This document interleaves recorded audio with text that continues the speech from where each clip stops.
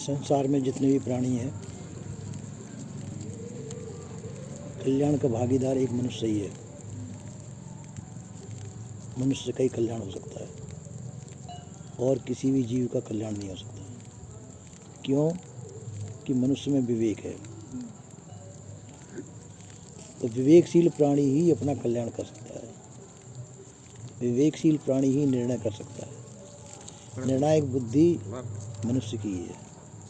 और जीवों में ज्ञान तो सब में है, बुद्धि सब में है, बुद्धि का ज्ञान सब में है, पर निर्णय ज्ञान एक केवल मनुष्य में है।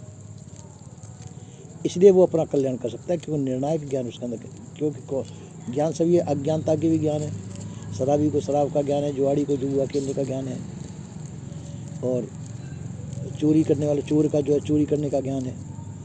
तो ये सब ज्ञान है, पर इनसे कल्याण नहीं हो सकता। कल्याण होगा अपने आत्मज्ञान से, अपना चेतन स्वरूप के ज्ञान से कल्याण होगा। तो जब जीव ये निर्णय कर लेता है कि मेरा चेतन स्वरूप का ज्ञान क्या है, मैं ज्ञान मात्र हूँ। अभी सवेरे जो चर्चा चल रही थी तुम्हारी, उस पर थोड़ा जिक्र कर देता हूँ। अभी मनुष्य का जो ज्ञान है इंद्रियों के माध्यम से और अंतःकरण के माध्यम से है।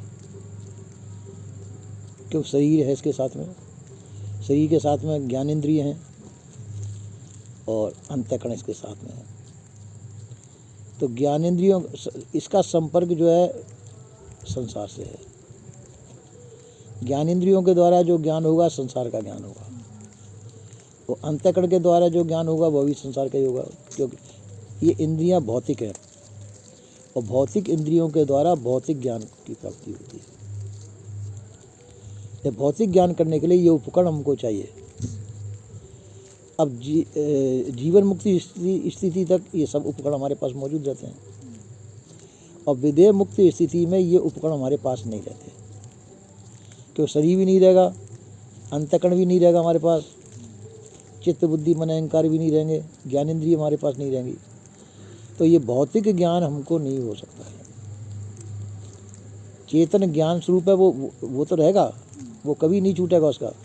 अपने चेतन स्वरूप का जो ज्ञान है, ज्ञान मात्र है, वो तो ज्ञान स्वरूप ही है। वो ज्ञान नहीं छूटेगा। पर ये संसार का ज्ञान वो नहीं कर सकता है। संसार से संपर्क टूट जाता है विदेह मुक्ति स्थिति। तो संसार से किसी तरह की संपर्क न रहने से संसार का भौतिक ज्ञान हमको नहीं होता। आध्यात्मिक ज्ञान जो अपना आत्मस्वरूप का ज्ञान है वो हमारे पास रहता है।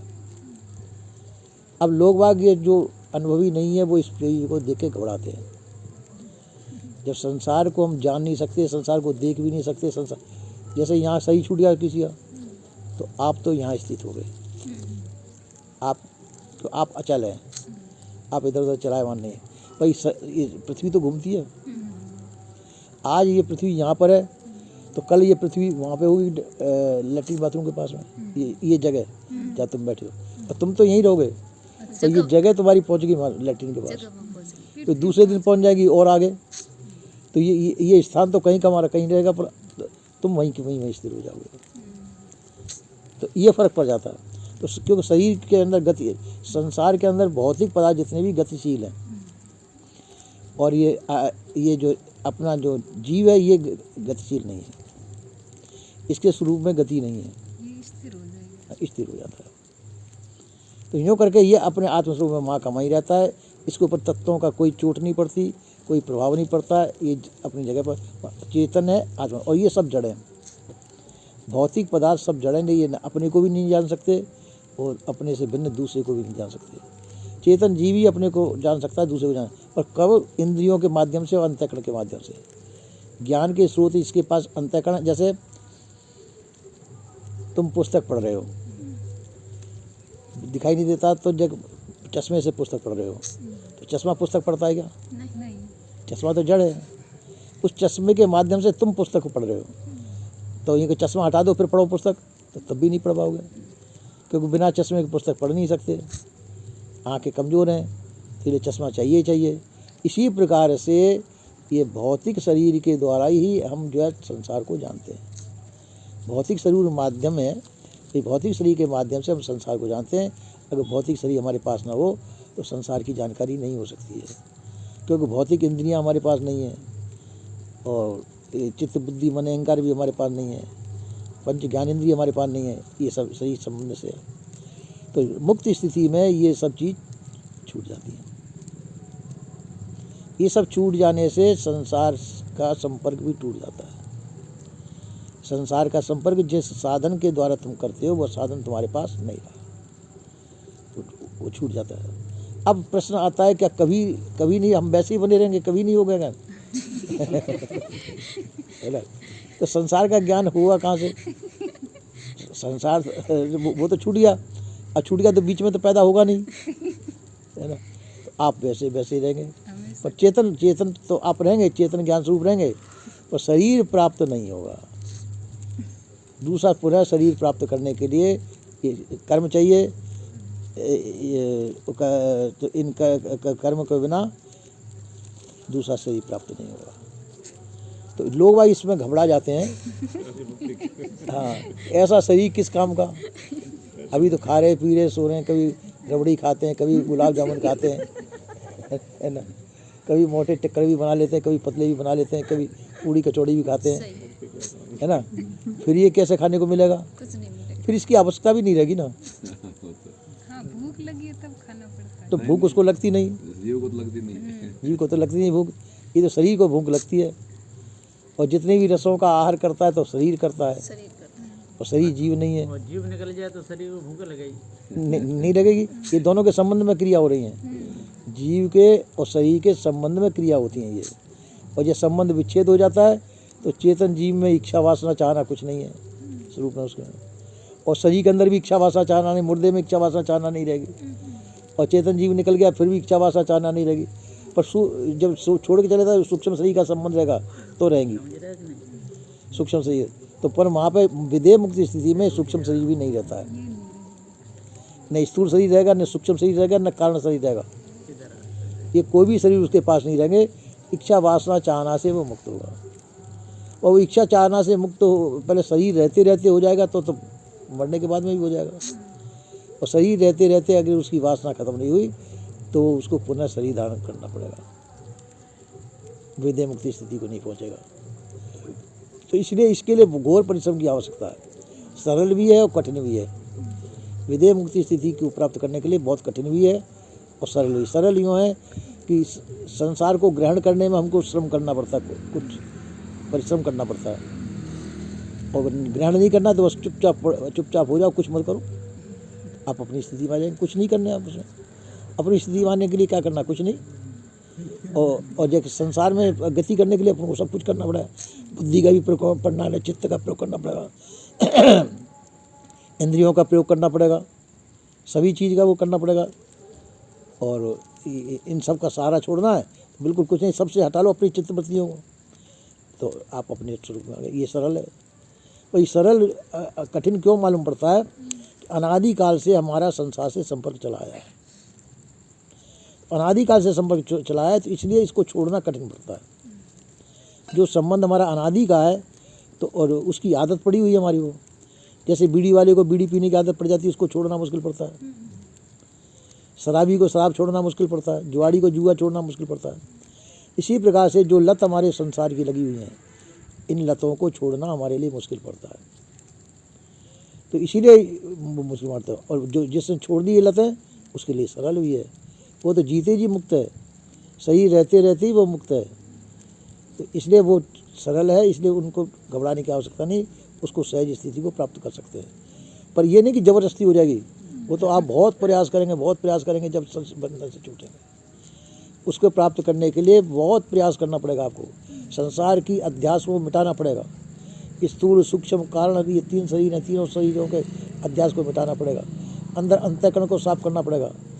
स्थूल सूक्ष्म कारण शरीर के अंदर मल जो है, इनको साफ करना पड़ेगा। जब ये सब बिल्कुल रास्ते साफ हो जाएंगे, जब तुम्हारे को ये स्थिति प्राप्त हो, जीवन मुक्ति स्थिति प्राप्त होगी। जीवन मुक्ति स्थिति प्राप्त होने में आपको वो अंदर का नज़ारा वहाँ तक का समझ में आ जाएगा कि हमारी स्थिति कौन सी है जीवन मुक्ति स्थिति में। और जीवन मुक्ति स्थिति ही विदेह मुक्ति स्थिति में बदल जाती है शरीर छूटने में। जब तक शरीर रहता है, जब तक जीवन मुक्ति स्थिति रहती है, और शरीर छूटने पर ये जीवन मुक्ति पुरुष विदेह मुक्त हो जाते हैं, संसार का संपर्क बिल्कुल उनका टूट जाता है। तो यदि मुक्त होना चाहते हैं तो जीवन मुक्ति स्थिति प्राप्त करके संपर्क तोड़ दो, और मुक्त नहीं होना चाहते तो जगह संपर्क बनाए रखो। भाई हमको ऐसे आना जाना है, संसार में देखना भाड़ना है, सब कुछ करना है, आते जाते बने रहें। पर यदि फिर कर्म बिगड़ गए, पशु खानी मिल गई तो मुश्किल पड़ जाएगा। यदि मनुष्य से मनुष्य खानी में आते रहे तो ठीक है, ज्ञान के संस्कार बने रहेंगे। और यदि कर्म बिगड़ने से पशु आदि खानी प्राप्त हो गई, गाय भैंस घोड़ा गधा ऊँट, तो ये पशु खानी है, और फिर ज्ञान होना बड़ा मुश्किल है। तो फिर वो सत्संग में कोई संतों का कृपा हो, फिर हमको ज्ञान की स्थिति प्राप्त हो। जब वो ज्ञान प्राप्त होगा तो फिर मेहनत दोबारा करनी पड़ेगी। इसलिए मनुष्य ये चक्कर में पड़ जाता है, क्या करना, कल्याण करना कि नहीं करना। कल्याण कर लेते हैं तो संसार छूटता है, और कल्याण नहीं करने तो फिर जाने किस खानी को जाएंगे, पता नहीं। क्या मालूम हमको मनुष्य से मनुष्य खानी प्राप्त हो या हम भटक जाएंगे और अन्य खानियों में। तो ये चक्कर पड़ जाता है। इसलिए जो विवेकवान पुरुष होते हैं वो कल्याण स्थिति के लिए कोशिश करते हैं, और सब स्थिति को छोड़कर अपने कल्याण स्थिति को प्राप्त होकर और निर्भय और निष्फिक्र हो जाते हैं। तो वैसा ही और मनुष्य जीवन में ये हो सकता है, और दूसरा कोई जन्म ऐसा नहीं है जिसमें हम कल्याण की स्थिति को प्राप्त कर सकें। इसलिए विवेकवान पुरुष मनुष्य जीवन में ही अपनी कल्याण स्थिति को प्राप्त करते हैं, ऐसा संत गुरु गुरुजनों का कहना है। बोले श्री सद्गुरुदेव।